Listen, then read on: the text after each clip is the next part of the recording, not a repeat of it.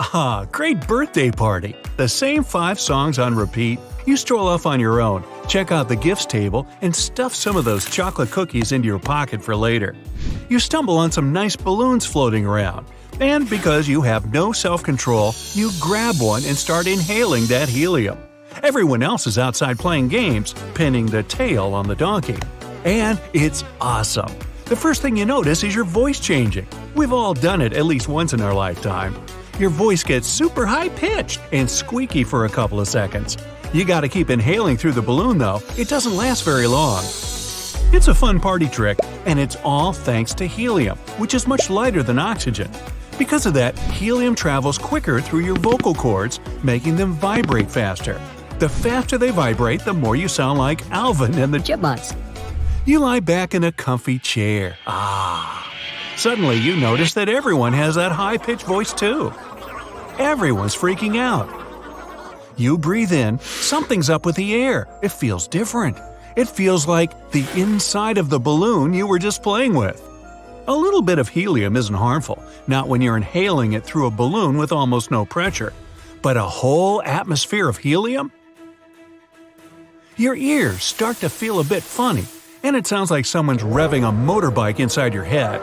You need oxygen to balance out the air pressure inside your ear.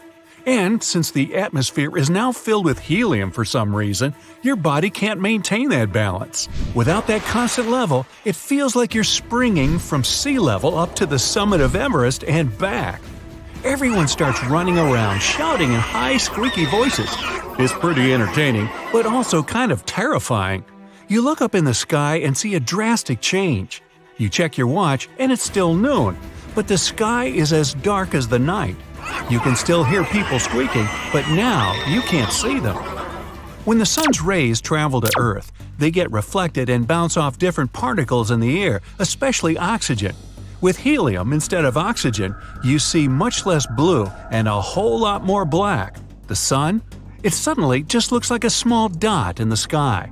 And as soon as the sun disappears, it gets hotter. Wasn't expecting that. You feel like you just stepped in a sauna. You're sweating all over. Just out of instinct, you dive under a tree. The sun feels really strong now. Oxygen in the ozone layer usually blocks and deflects a lot of ultraviolet rays. Those are the ones that give you a sweet summer tan. With the oxygen gone, those rays are bearing down on Earth. It's like you're a pizza about to get cooked. You try your best to calm down, but things are getting a bit out of control. And it's a good thing you went outside just now, because that house you were just in, it's starting to look kind of flimsy. Concrete needs oxygen to stay bound together. Without it, you're just looking at a pile of cement, sand, and water. Helium just doesn't cut it. You stand up and look over at the abandoned water tower. It's crumbling. You run off in the darkness trying to make sense of everything. But everyone on the street is as confused as you are. The whole block looks like a total mess. A lot of people abandon their cars to seek shelter, and there are turned-over bikes and random bags everywhere. People just left everything and ran. You find a car that doesn't seem too damaged and switch on the ignition. Nothing. No sound or anything. You try another car. The same thing happens. And another. What? You need oxygen to start a fire, which is basically what happens when you start your car. And since helium isn't combustible, the cars just won't start. Same goes for starting a plane engine or a motorbike. The whole world's transportation system is suddenly useless. But there's always muscle power.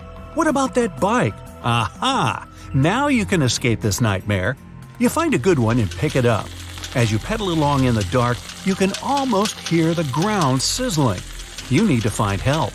You take your eyes off the road for just a moment, lose your balance, and bump into a mailbox.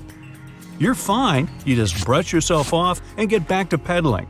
But your bike and the mailbox are now sort of glued together. This is way too sci-fi. Get this, solid metals can't stick to each other because of the oxygen in the air. They need to be melted down and then mixed together. But no oxygen, no problem. Metals are sticking together all over the place. You put your watch near the mailbox. That was a mistake. You've got no choice. Unbuckle it and leave it behind. All that helium is making you kind of dizzy. Just then, You feel the ground shake. Things are going to get worse? Come on! You ignore it and continue running, but it happens again, stronger this time. You look behind you and see the ground opening up. That's definitely your cue to run. You dodge everything in your path. You're Usain Bolt. You're a cheetah. All this is definitely your fault somehow. You just know it. Why did you have to inhale that helium balloon? So basically, the Earth's crust needs oxygen to maintain its form. Yeah, as if things couldn't get any worse.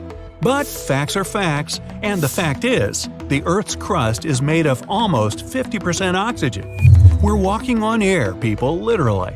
The ground's collapsing in front of you, the sky's gone black, and how are you even breathing right now? There's no oxygen. Zoing! Out of nowhere appears a flying electric plastic spaceship. Just go with me on this one. Remember when I said that everything that runs on fuel needs oxygen? Well, owning electric vehicles looking pretty good right about now. Plus, it's plastic, so it won't go around sticking to mailboxes and stuff. You hop in, and your ears immediately feel more relaxed than before. There's something in the air here. Ooh, oxygen. Wow, did you hold your breath that whole time? The spaceship takes off and flies straight up, past the clouds. You're high as an airplane. Then the spaceship slows, and the engine turns off. There's a brief moment when you feel like time just stops. Then you start falling back to Earth. Uh-oh! You start gaining speed faster and faster. Roller coaster speed, race car speed, sonic jet speed. Your body shakes as you wake up from your nap. You open your eyes and look around. Everyone's staring at you. Apparently, you just inhaled half the balloons at the party. They say you were yelling something about a mailbox? So, helium makes you sound wacky when you inhale it. But what about liquid helium? You can't use it to make ice cream or anything, but it does have a real purpose. Helium is used for cooling large machines that get hot when they're turned on. Liquid helium is the coldest liquid in the world, colder than liquid nitrogen. Now, you're probably going to think twice about going at those helium balloons again. But that's actually not the only gas that'll make your voice funny. Sulfur hexafluoride. Helium's way lighter than air, but sulfur hexafluoride is way heavier. Which means that if you breathe in a little, your voice will go down real low, and you'll have a loud, deep voice for a few seconds. You can also use it to make a sweet TikTok magic video. Step 1. Grab a container and fill it halfway with sulfur hexafluoride. It's heavier than air, so you can leave the top off. Step 2. Try putting a paper boat into the container. It'll be like it's floating on thin air. No smoke, no mirrors.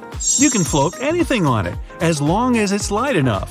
One of those folded paper birds? A flower petal?